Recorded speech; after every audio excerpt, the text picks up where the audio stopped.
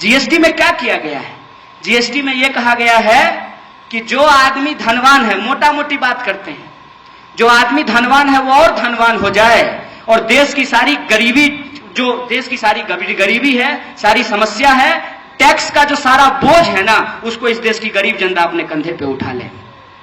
इनके लिए मैं तो कभी कभी सोचता हूं, एक तो इस मुल्क में सब लोगों को विस्पर इस्तेमाल करने का सौभाग्य नहीं है।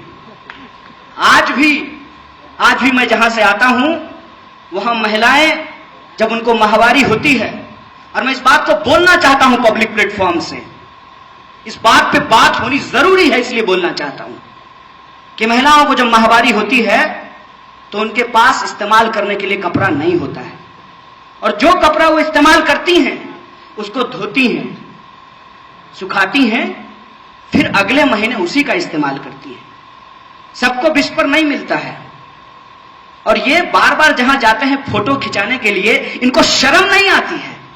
मैं तो सोचता हूं कि ये रात को सोते कैसे हैं, मेरे लिए ये सवाल है। कनाडा, जर्मनी, अमेरिका, हर जगह आप घूमें, स्कूल में बच्चियों को फ्री में नैपकिन दिया जाता है, माहवारी पैड फ्री में दिया जाता है।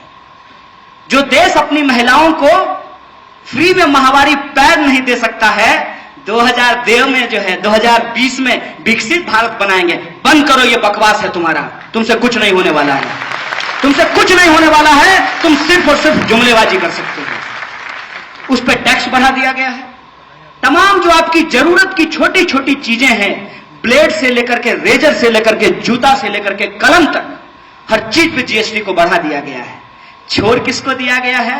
आहा, अंबानी को, अदानी को, टाटा जी को। जय श्री राम, जय श्री राम।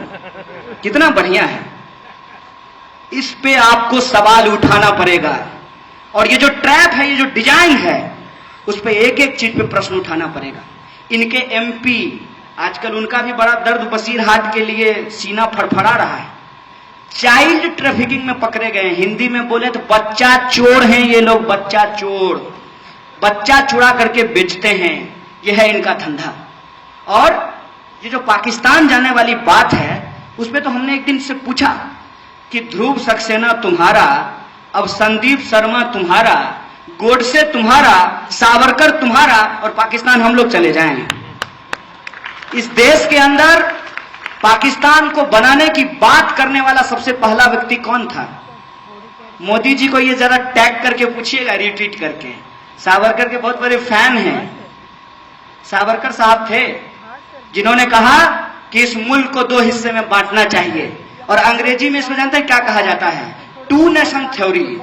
तो आजकल तो नया जनरेशन है ना मोदी जी का, मानिएगा कि गोलवलकर और सावरकर से आगे हैं भागवत जी, तो इनका आजकल मल्टी नेशन थ्योरी है। हो सकता है कि मुसलमानों के लिए अलग देश, दलितों के लिए अलग देश, पिछड़ों के लिए अलग देश, और आदिवासियों के लिए अलग देश बनाने का योजना है इसको। और जो इनका आजकल एक भारत श्रेष्ठ भारत, एक राष्ट्र एक टैक्स, उसके नाम पे जो भाई साहब जीएसटी का डंडा चला है। पहले मैं सोचा था कि सूरत जाऊंगा और जीएसटी के खिलाफ जो प्रोटेस्ट हो रहा है उसको कवर करूंगा।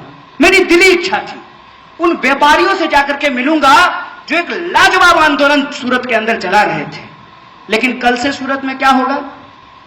वो जो लोग मारे गए हैं, जो पीड़ित लोग हैं, नफरत के जो शिकार लोग हैं, उस पे और नफरत की राजनीति बोई जाएगी। जीएसटी गया तेल लेने, आंदोलन गया तेल लेने, मुद्दा गया तेल लेने। ये बात आप लोगों को समझनी पड़ेगी। ये एक डिजाइन है कि कभी भी आप एक मुद्दे पे बात नहीं कर सकते। कोई भी जीएसटी पे बोलने के लिए तैयार नहीं है। जीएसटी में क्या किया?